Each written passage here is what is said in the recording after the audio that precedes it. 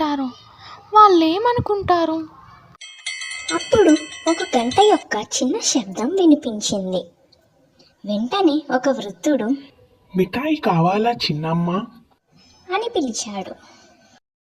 అతను రంగురంగుల క్యాండీలు, చాక్లెట్లు ఒక ట్రాలీలో తోసుకుని వస్తున్నాడు.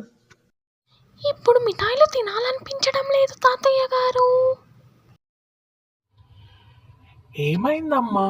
నీ ముఖం చూస్తే చాలా బాధగా అనిపిస్తుంది. ఏం చెప్పాలనిపిస్తే చెప్పు. ఇక్కడ ఎవ్వరి మాటలు ఎవ్వరు ఎగతాళి చేయరు.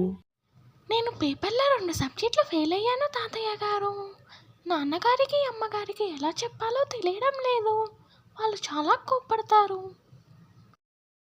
అప్పుడు వెండర్ ఇలా అన్నాడు. ఓహో, అర్థమైంది. కానీ విన్నావా, ప్రతి ఒక్కరి జీవితంలోనూ అలాంటి పాఠాలు ఉంటాయి. నీ జీవితంలో ఇది ఒక చిన్న అడుగు మాత్రమే. నన్ను నమ్మమ్మా.